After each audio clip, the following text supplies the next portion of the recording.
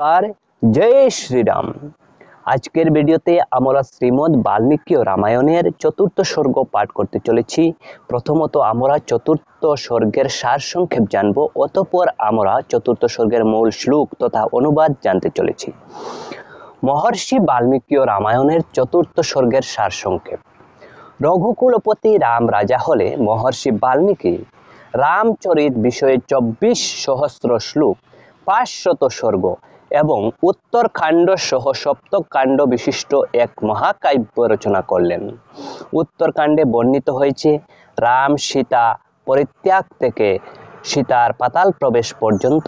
মহর্ষি বাল্মীকি যখন এই সপ্তকাণ্ড রামায়ণ প্রচার বিষয়ে ভাবিত ছিলেন, তখন লবকুশকে উপযুক্ত বিবেচনায় তাদের বেদার্থ গ্রহণ ও রাবণ বধ নামক সীতাচরিত বিষয়ক সমগ্র রামায়ণ কাব্য অধ্যয়ন করাতে থাকলেন। দুই ভাই সৌন্দর্যে যেমন রামেরই প্রতিবিম্ব স্বরূপ, আর কণ্ঠস্বর তো অতীব মধুর। অতঃপর তারা সুরে তালে রস সঞ্চারে দক্ষতার সঙ্গে রামায়ণ শিক্ষা করতে থাকলেন। এই ধর্ম সংক্রান্ত উপাখ্যান কণ্ঠস্থ করে ব্রাহ্মণ, ঋষি ও সাধু সমক্ষে যথাযথভাবে গান করতে বালকদ্বয়ের খুব বেশি দিন সময় ব্যয় করতে হলো না। ঋষিরা এই গীত শ্রবণ করে বিস্মিত ও মোহিত হয়ে অশ্রুসিক্ত নয়নে আশীর্বাদ করতে থাকলেন। কেউ আবার বহুকাল পূর্বে সম্পন্ন ঘটনা সকল গীতে যেন প্রত্যক্ষ দেখছেন এই ভাবছেন এবং তাহাদেরকে প্রশংসা করছেন। এভাবেই তারা ভাবাবিষ্ট হয়ে শ্রোতাদের হৃদয় সিক্ত করে মধুর গান গাইতে থাকলেন। এবারে আমরা মূল শ্লোক পাঠ করব। এবারে আমরা মহর্ষি বাল্মীকি রামায়ণের চতুর্থ সর্গের মূল শ্লোক তথা অনুবাদ পড়তে চলেছি বাল্মীকি রামায়ণ বই থেকে। তো প্রাপ্ত রাজ্যস্য রামস্য বাল্মীকির ভগবান ঋষিঃ চকার চরিতম কৃৎস্ন্যম বিচিত্র পদমর্থবৎ। শ্রী রামচন্দ্র রাজ্য লাভ করবার পর তার জীবন চরিত ভগবান মহর্ষি মনোরম অর্থযুক্ত সুন্দর পদবিন্যাসে রচনা করেন। চতুর্বিংশত সহস্রাণি শ্লোকানামুক্তবান ঋষিঃ তথা সর্গশতানি পঞ্চ ষট্কাণ্ডানি ততোত্তরম। এই কাব্যে মহর্ষি 24,000 শ্লোক, 500 সর্গ এবং 6টি কাণ্ড ও উত্তরকাণ্ড রচনা করেছেন। 24,000 শ্লোক সমন্বিত 500 সর্গে সপ্তকাণ্ড রামায়ণ রচিত হয়েছে। কৃত্বা তু তন্মহাপ্রজ্ঞঃ সভবিশ্বম সহোত্তরম চিন্তয়ামাস কোনেতৎ প্রযুঞ্জীয়াদিতি প্রভুঃ।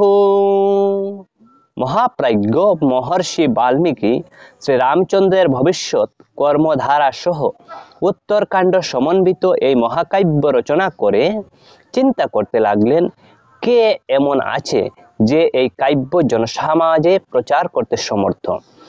তস্য চিন্তয়মানস্য মহর্ষের ভাবিতাত্মনঃ আগ্রহীতাম ততঃ পাদৌ মুনিবেশৌ কুশীলবৌ। এমন সময় কুশ এবং লব মুনির বেশ ধারণ করে এসে ভাবাবিষ্ট চিন্তামগ্ন মহর্ষির পদযুগল বন্দনা করলেন।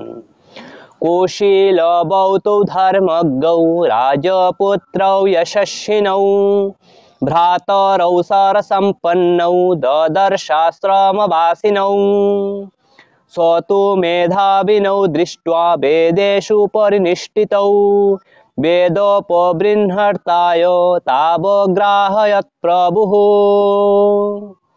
মহর্ষি বাল্মীকি আশ্রমবাসী কুশ ও লব ভাতৃদ্বয়কে প্রখ্যাত রাজকুমার, ধর্মজ্ঞ, কীর্তিবান, মেধাবী, শুদ্ধ সড়ক জ্ঞান সম্পন্ন ও বেদে পারঙ্গম দেখে তাদের দুজনকে বেদ প্রচারে উপযুক্ত বিবেচনা করলেন। কাব্যম রামায়ণম কৃৎস্নম সীতায়াশ্চরিতম মহৎ পৌলস্ত্যবধমিত্যেবং চকারো চরিতব্রতঃ। রামায়ণ প্রচারে ধৃতব্রত মহর্ষি বাল্মীকি সীতার মহৎ চরিত্র অবলম্বনে সমগ্র রামায়ণ মহাকাব্য যার অপর নাম পৌলস্ত্য বধ বা রাবণ বধ রচনা করেন এবং কুশ ও লবকে এই রামায়ণের শিক্ষা দান করেন। পাঠ্যে গেয়ে চ মধুরম প্রমাণৈস্তির্ভিরন্বিতম জাতিভিঃ সপ্তভির্যুক্তম তন্ত্রে লয় সমন্বিতম রসৈ শৃঙ্গারকरुण হাস্যরৌদ্র ভয়ানকৈঃ বীরাদিভিরসৈর্যুক্তম কাব্যমেতদ্গায়তাম।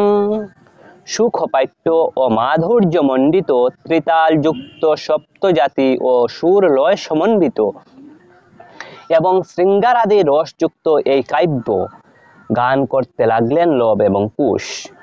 তৌ তু গান্ধর্ব তত্ত্বজ্ঞৌ স্থানমূর্ছন কবিদৌ ভ্রাতরৌ সরসম্পন্নৌ গন্ধর্বাবিব রূপিণৌ। কুশ ও লব ভ্রাতৃদ্বয় সঙ্গীত শাস্ত্রে নিপুণ, সঙ্গীতের স্থান ও মূর্ছন তত্ত্বজ্ঞ, মধুর কণ্ঠস্বর সম্পন্ন এবং গন্ধর্বের ন্যায় রূপবান। রূপ লক্ষণ সম্পন্নৌ মধুরসরভাষিণৌ বিম্বাদিবুত্থিতৌ বিম্বৌ রামদেহাৎ তথা পরৌ। লব ও কুশ ভ্রাতৃদ্বয় রূপবান এবং শুভ লক্ষণযুক্ত, মধুর স্বরে আলাপকারী এবং জলবিম্ব থেকে উত্থিত। জলবিম্ববৎ তারা যেন শ্রীরামের দেহ থেকে জাত শ্রীরামেরই দুটি প্রতিবিম্ব। তৌ রাজপুত্রৌ কার্ত্স্নেন ধর্মাখ্যানমুত্তমম বাচো বিধেয়ম তৎসর্বং কৃত্বা কাব্যমনিন্দিতৌ ঋষীণাঞ্চোদিজাতীনাং সাধূনাঞ্চ সমাগমে যথোপদেশং তত্ত্বজ্ঞৌ জগতু সুসমাহিতৌ। অনিন্দ্য সুন্দর তত্ত্বজ্ঞানী রাজপুত্রদ্বয় এই ধর্মীয় উত্তম আখ্যান কাব্যটি সম্পূর্ণ কণ্ঠস্থ করে ঋষি দ্বিজ এবং সাধুদের সভায় শিক্ষানুরূপ সমাহিত চিত্তে গান করতেন। মহাত্মানৌ মহাভাগৌ সর্বলক্ষণলক্ষিতৌ তৌ কদাচিৎ সমেতানাং ঋষীণাং ভাবিতাত্মনাং মধ্যে শবং সমীপস্তবিদং কাব্যমগায়তাম তচ্ছ্রুত্বা মুনয়ঃ সর্বে বাষ্পপর্যাকুলেক্ষণাঃ সাধু সাধ্বীতি তাবুচুঃ পরম বিস্ময়মাগতঃ তে প্রীত মনসঃ সর্বে মুনয়ে ধর্মবৎসলা। একদিন সমবেত আত্মজ্ঞানী ঋষিদের সভায় মহনীয় চরিত্র সৌভাগ্যবান সর্বসুলক্ষণযুক্ত সেই ভ্রাতৃদ্বয় উপস্থিত হয়ে সেই মহাকাব্যটি গান করলেন। তা শুনে পরমপ্রীত সেই ধার্মিক মুনিগণ বিস্মিত হয়ে বাষ্পাকুল লোচনে তাদের দুজনকে সাধুবাদ দিতে লাগলেন। প্রশংসু প্রশস্তব্যৌ গায়মানৌ কুশীলবৌ অহ গীতস্য মাধুর্যম শ্লোকানাম চ বিশেষতঃ। আহা, গানের বিশেষত শ্লোকগুলির কি মাধুর্য! এই বলে ঋষিরা প্রশংসনীয় গায়কদ্বয় কুশ ও লবকে প্রশংসা করতে লাগলেন। চিরনিবৃত্তমপেতৎ প্রত্যক্ষমেব দর্শিতম প্রবিষ্টতাবুবৌ সুষ্ঠু তথা ভাবমগায়তাম সহিতৌ মধুরম রক্তম সম্পন্নম সারসম্পদা। তারা দুই ভাই মুনিদের সভায় প্রবেশ করে একসঙ্গে স্বরস্পন্দনে মধুর ভাবময় মাধুর্যমণ্ডিত এমন গান গাইলেন যে তাতে সুদূর অতীতের ঘটনাকে প্রত্যক্ষ বলে মনে হলো। এবং প্রশস্যমানৌ তৌ তপশ্লাঘৈর্মহর্ষিভিঃ সংরক্ততরমর্থম মধুরম তাবগায়তাম। তপ প্রশস্য, তপস্যার জন্য প্রশংসনীয় মহর্ষিগণ কর্তৃক এইভাবে প্রশংসিত হয়ে তারা দুজন অর্থাৎ লব ও কুশ হৃদয়ের দরদভরা অতি মধুর গান করলেন। প্রীতঃ কশ্চিন্মুনিস্তাভ্যং সংস্থিতঃ কলশং দদৌ প্রসন্নবল্কলং কচিৎ দদৌ তাভ্যাং মহায়শঃ অন্যঃ কৃষ্ণজিনমদাদ যজ্ঞসূত্রং তথা পরঃ কশ্চিৎ কমণ্ডলং প্রদান মৌঞ্জীমন্য মহামুনিঃ वृषिमन्यस्तदा प्रादात् कौपेन परममुनिः तभ्यां ददौ तदा हृष्टः कुठार परममुनिः काषाय परमवस्त्रं चिरमन्य ददौ मुनिः जटाबन्धनमन्यस्तु काष्ठरज्जुं मुदान्वितः यज्ञभाण्डं ऋषि कश्चित् काष्ठभारं ततापर औदुम्बरीं ऋषिमन्यः स्वस्ति केचित् तदा वदन् आयुष्यमपरे प्राहुः मुदा तत्र महर्षयः ददुश्चैवं वरान् सर्वे मुनयः सत्यवादिनः কুশ ও লবের দরদ ভরা গান শুনে উৎফুল্লিত মুনিরা তাদের সাধ্যানুসারে দান করলেন কিছু পার্থিব উপহার ও অন্তরের আশীর্বাদ। কোন মুনি উঠে এসে তাদের দুজনকে দান করলেন কলস, কেউ বা দিলেন বলকল, কেউ বা দিলেন কৃষ্ণাজিন, কেউ বা যজ্ঞসূত্র। কোন মুনি দিলেন কমণ্ডলু, কেউ দিলেন মঞ্জি, অপর এক মুনি দিলেন কুশাসন, আবার একজন দিলেন কৌপিন, একজন খুশি হয়ে দিলেন কাষ্ঠচ্ছেদনের জন্য একটি কুঠার, একজন দিলেন কাঁসার বস্ত্র, কেউ বা দিলেন ঋষি বালকের উপযুক্ত চির, একজন দিলেন জটাবদ্ধনের জন্য রজ্জু, অপরজন দিলেন কাষ্ঠযজ্ঞ বন্ধনের রজ্জু, কেউ দিলেন যজ্ঞপাত্র, আবার কেউ দিলেন যথার্থ কাষ্ঠবার, একজন ঋষি দিলেন যজ্ঞ ডুমুর কাঠের আসন, একজন মহর্ষি স্বস্তি বচন উচ্চারণ করলেন, আর একজন মহর্ষি আশীর্বাদ করলেন আয়ুষ্মান হও বলে। সকলেই সত্যাশ্রয়ী ঋষি, সকলেই বালক দুজনকে করলেন বরদান। ঋষিদের উপহার ও বরদান দেখে বোঝা যায় প্রাচীন ভারতে পার্থিব বিষয় অপেক্ষা মানসিক উৎকর্ষ লাভই ছিল সকলের কাম্য, তাই তাদের পার্থিব বিষয়ের চাহিদাও ছিল সামান্য। আশ্চর্যমেদমাখ্যানম মুনিনা সম্প্রকৃতির্তিতম পরম কবিনামাধারম সমাপ্তং চ যথাক্রমম অভিগীতমিদং গীতম সর্বগীতিষু কবিদৌ আয়ুষ্যম পুষ্টিজননম সর্বশ্রুতিমনোহরম। মহর্ষি কর্তৃক বর্ণিত এই আশ্চর্য কাহিনী পরবর্তী কবিদের কাব্য রচনার পরম আশ্রয়।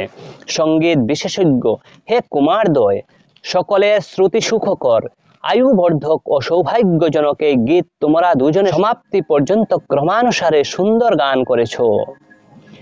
প্রশস্যমানৌ সর্বত্র কদাচিৎ তত্র গায়কৌ রথ্যাসুরাজমার্গেষু দদর্শ ভরতাগ্রজঃ সবেশ্মচানিয়তথো ভ্রাতরৌ সকুশীলবৌ पूजयामास पूजार्हौ रामो शत्रुनिवर्हणः आसीनः काञ्चने दिव्ये स च सिंहासने प्रभुः उपपविष्टैः सचिवैः भर्तृभिश्च समन्वितः दृष्ट्वा तु रूपसम्पन्नौ विनीतौ भ्रातराबुवौ उवाच लक्षणं रामः शत्रुघ्नं भरतं तथा श्रूयतामेतदाख्यानम् अनयोर्देव वर्चसः विचित्रार्थपदं सम्यग् गायकौ समचूदयात् तौ चापि मधुरं रक्तं